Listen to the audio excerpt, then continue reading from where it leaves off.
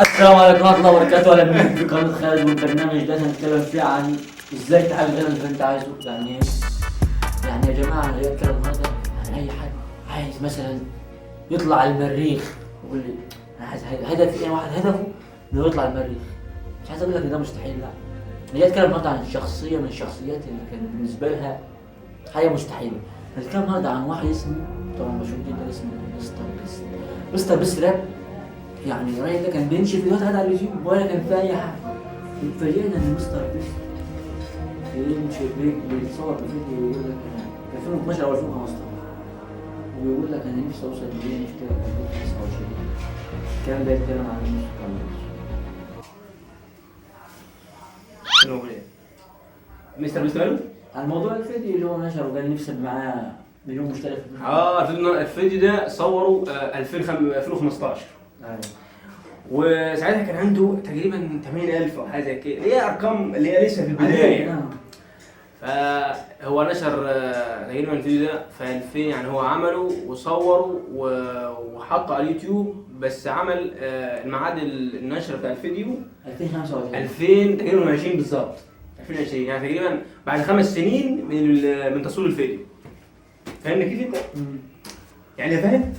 يعني عشان تبقى الصوره واضحه. بس هو يحكي في الفيديو ده ان هو نفسه يجيب مليون في 2025.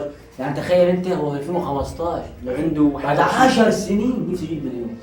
تمام. هو قاعد بيحاول ساعتها كان لسه ما دخلش الجامعه، فاهمني؟ يعني لسه يعني لسه ما خلصش الحكايه. يعني لسه في الثالثه ثانوي يعتبر. في موضوع تاني هقول لك عليه. لسه يعني مستر بيست ده مثلا ليه ما تاخدوش انت مثلا؟ الراجل كان نفسه يبقى معاه مليون 10 سنين، بعد 10 سنين وصل ل 400 مليون وعدى 400 مليون. عايز اقول لك انت تتبع هدفك، لازم تسمع، يعني ما تسمعش لاي حد تحطمك، لا، ولا اي حاجه. انت يعني مستر بيست ده عمل ايه يا جماعه؟ اللي يدوس على الاشتراك يوصلني 100 مليون يعني جايزه حلوه.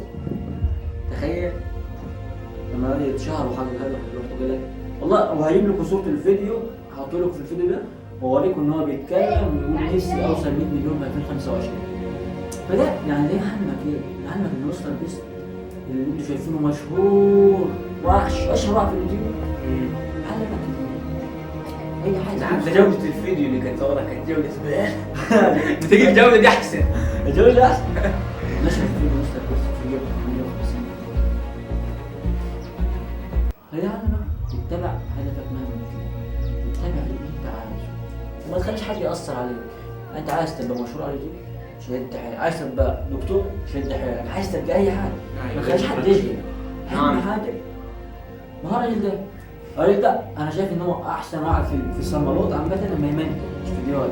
احسن واحد في الصمالات، انا مش بعرف امنتج وهو ما احسن واحد في البلد لما يعمل فيديوهات ماينكرافت. بس هو الراجل ده ما عندوش كل هدفه الحقيقي ان هو يروح الكليه بتاعته يقعد يشرح. كان هو برضه تظن ربنا الفرج، يعني انت بتستنى ربنا الفرج ان شاء الله يوسع عليك.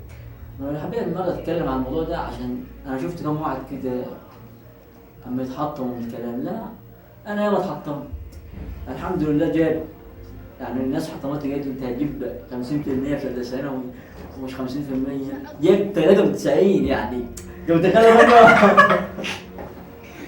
وحاطط له الدرجه بتاعتي في الفيديو برضه. والله 93 كام؟ 93 90. ايوه انا بقول 63. كمل 93 90. ايوه. المهم معلش. يعني الناس حطمتني بيقول انت جيب 50 بس. لما شديت حيلي جبت ده وقعدت السنه عشان ماده واحده اسمها الانجليزي. قعدت ماده فتره اشتين قعدت كورس. انا مش هخش كليه. ليه قعدت؟ يعني ما انا صعب اخش كليه السنه الجايه. يعني ايه برضه؟ انا مش طب السنه الجايه بس انا مش عايز اصير بصراحه، اخش هندسه خالص. المهم فهمت لك انت علم ولا ادبي؟ انا علم. فيزياء حلو. انا ادبي.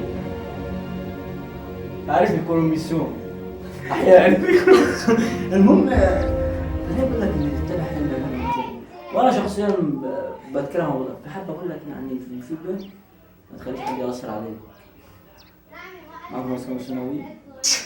سلام. جود باي. عايز حاجه كمان؟ عايز كمان حاجه تاني؟ الله يخليك يا اخي.